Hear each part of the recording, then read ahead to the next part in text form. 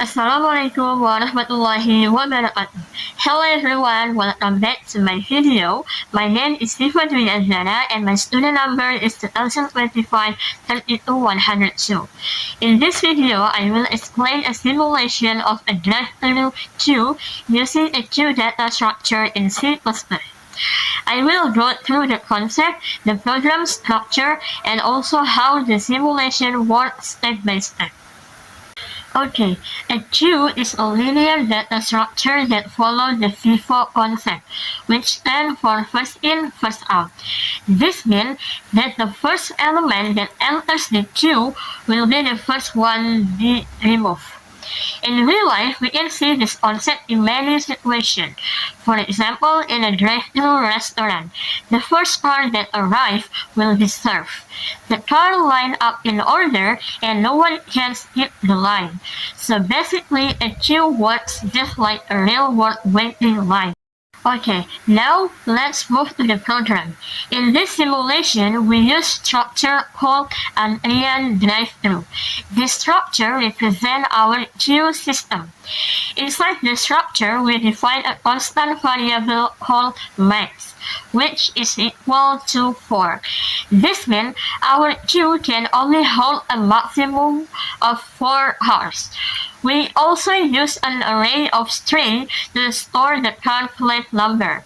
And we have two important variables.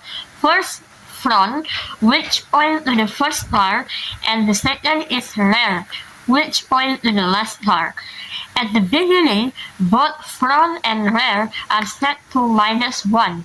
This indicates that the queue is empty. Okay, let's checking function. Now let's talk about the checking function. First, we have is empty. This function checks whether the queue is empty or not. It returns true if front is equal to -1. Second, we have is full.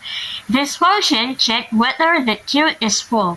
It returns true if rear is equal to max -1. These two functions are very important because they help us avoid error like overflow when we try to add data to a full queue, and underflow when we try to remove data from an empty queue.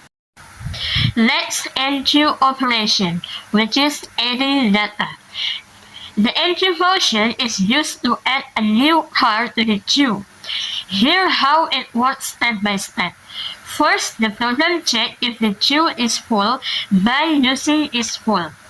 If the queue full, the program will display a message saying the drive-thru is full and the car cannot enter. If the queue is not full, then the program checks if the queue is empty. If it is empty, front will be set to 0. After that, rear will be incremented by 1. Then, the new car plate number will store in the array at the rear position. And finally, a message will be displayed to confirm that the car has entered the queue. Next, the queue operation or removing data.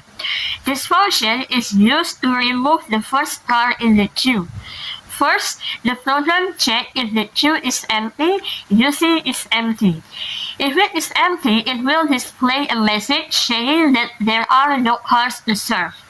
If the queue is not empty, then the program will display the plate number of car being served. After that are two possibilities. If front is equal to rear, it means there is only one car left in the queue. So both front and rear will be reset to -1. If there are more cars, then front will be incremented to move the next car. Next, display function.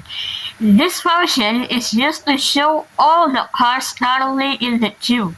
First is check if the queue is empty. If it is empty, it will display a message saying queue is empty. If not, the program will loop in from front to rear and display all the car plate number one by one. Okay, let's simulation process for the main function. Now, let's go through the simulation in the main function.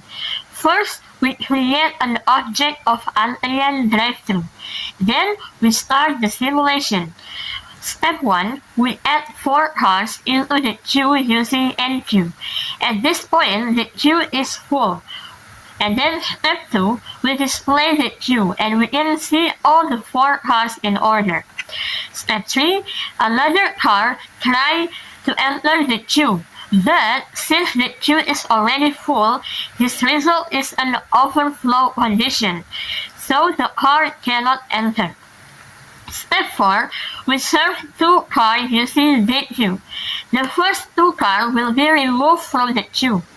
Step 5, we display the remaining cars. Now, only 2 cars are left in the queue. Step 6, we remove the remaining cars using DQ. And the last step, we try to DQ again, but DQ is already empty, so this is another flow function.